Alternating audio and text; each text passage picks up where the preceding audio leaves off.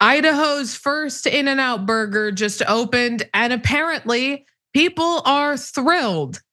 According to reports, fans of the Irvine, California-based chain camped out overnight in their cars while dozens stood patiently outside in the 30-something degree weather Monday night to try to beat the crowds at the fast food restaurant's long-awaited opening at the Village at Meridian. By the time the restaurant at 3520 East Fairview Ave, so if you're watching in Idaho, you know exactly where it is now, opened at 9 a.m. Tuesday morning, or earlier than the regular store hours, hundreds of people were already waiting to roll through the drive-through for burgers, fries, and shakes in a procession of cars that snaked through the Village's big parking lot. Apparently none of those people had jobs and were just able at 9 a.m. on a Tuesday to be camped out in an 8-hour line to go to In-N-Out. But here is the kicker.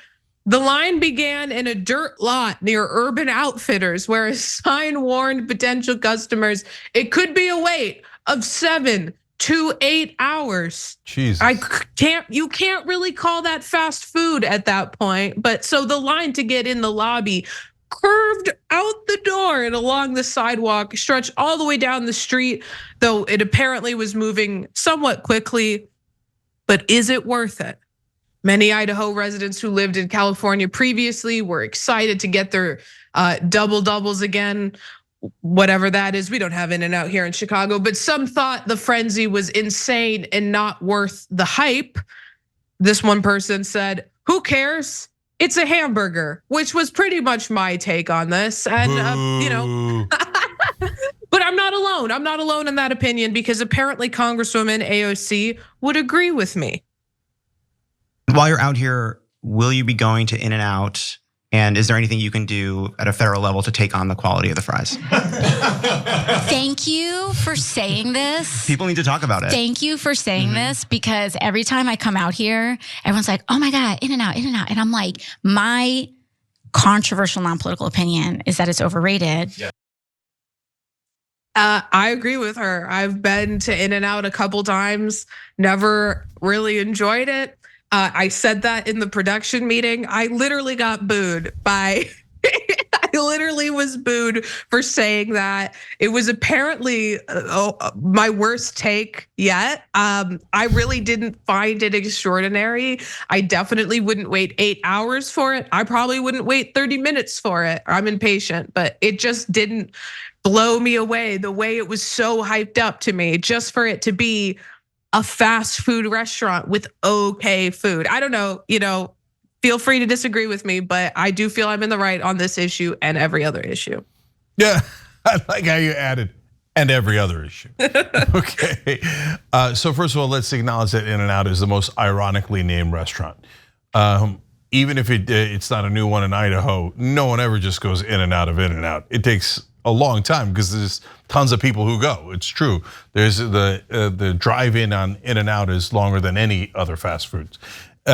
So now, having said that, by the way, that video we showed you in the beginning couldn't have been Idaho, because there's more people in that line than in the state of Idaho. So, anyways, but it's funny because you hit on something that my son asked me. He loves In-N-Out. Our whole family does. And he said, "How come there's no In-N-Out on the East Coast?"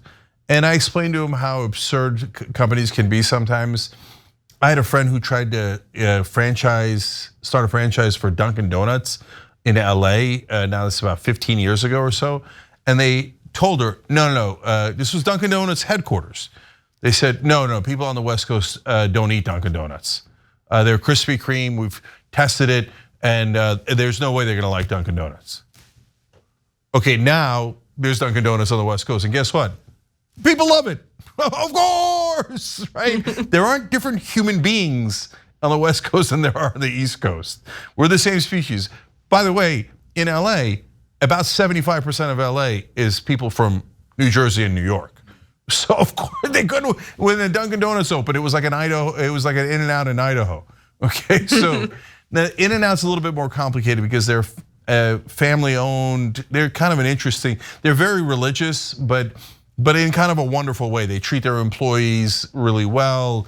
These days, the right wing has ruined religion so much that you have to explain they're religious, but hey, don't worry, in a good way. In a good way, right? They make delicious burgers. That's the kind of religion I like.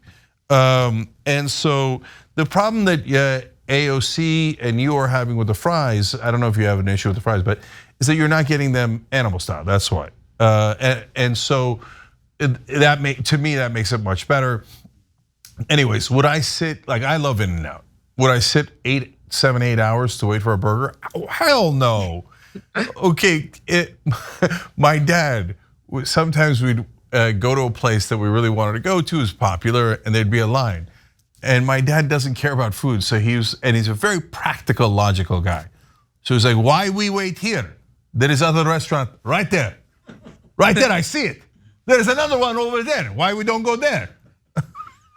I remember one time I'm driving him to work. He used to come to work with me back in the day. And we're gonna go to breakfast first. And of course, you know me, I like my diners and I'm gonna go to a specific diner, etc. And the whole drive, he's like, I thought we were going to breakfast. That's a restaurant. There's another one. There's another one. Where are we going? So my dad would be befuddled by this story. Having said that, yes, look, nothing is that good. So is it a little overhyped? Yes, if it's that hyped, then it's gonna be overhyped. But is it a really good burger? Yes, it's a really good burger. And well, I was gonna say, my dad was the exact opposite. He had the places he loved. He would drive far as hell to go to the restaurants that were his favorite, no matter how long it took, no matter how bad the service was. If that was the place that he decided he needed to eat at, he would sit through any of it. But I have to give the floor though to Soundmaster Bart, because we're talking about In-N-Out, to sing its praises and to celebrate the opening of the Idaho In-N-Out. Thank you, Ray. Citizens of Idaho, celebrate, cherish, and remember that moment in experiencing your first In-N-Out burger for its freedom. But freedom comes with a cost, around $6 or $7 plus 6% sales tax in the state of Idaho for a double-double. For those, some will say it's just a burger, but it's more than that. We must remember it can be taken away from the dark forces of those who manufacture the haterade and the weapons of buzz killing. Excuse me. For it can be taken away at a moment's notice. Remember, never retreat, never surrender, and let us celebrate. For this is a moment that unites us, not divides us. That was beautiful. I'm crying over here, crying into my double-double. Okay, but we'll end the story on this. Someone else in the studio, you mentioned your dad goes far for a meal. I'm the same way, but it's not me. There's someone in the studio that traveled across the country just to eat the chicken that he likes. Okay, so that was Edwin, our stage manager, who used to work for JetBlue and had free plane tickets whenever he wanted, or and so he took a flight from here to DC to just have the chicken he likes at lunch. Oh my God. Okay, now that's a food lover. And that's America. I agree. So Edwin, last word goes to you since you love food that much. In-N-Out, yes or no? First of all, that's my picture. Oh, you took that picture, Edwin? Yeah. Oh my God, that's amazing. That's so funny because I saw the video and then I saw that picture. I was like, that's a beautiful picture. Edwin's also a photographer, so that's why you're seeing that beautiful picture there. Okay, is there a place where people can check out your art? No, not yet. Okay, we'll get it to you later. Okay, so In-N-Out, you like it? Yeah, it's good. Oh, he gives us Yeah, beautiful picture, mid opinion. Okay, all right. Okay, Edwin lands at it sounds like about a 7. Okay, it's a good 7. Yeah, no, I'd go higher. But Bart's never been more disappointed with Edwin in their decade or so of working together. Well, going back to like the waiting time at In-N-Out, you just gotta pick your times in going to In-N-Out, because believe me, I am not gonna wait for a long amount of time for a burger. I'm there with you. I'm not a fan of slowing the roll. So you just go at certain times of the evening or during the week. That's the key to it. No, Bart's totally right. But to give you, look, here's how you know who's on the right side of history here, okay, and who's on the side of truth. Because there are strategies of when to go to In-N-Out. Because I have my own strategy too, very similar to Bart's. I know, well, you want me to go during like lunchtime or dinner time? What are you, nuts? No, we're gonna wait. We're gonna figure out the right time when the drive-in is the least line, etc. Our family has giant strategies around going to In-N-Out. And again, the most ironically labeled fast food restaurant. Because if you have to have a strategy for how long you're gonna wait, it ain't In-N-Out.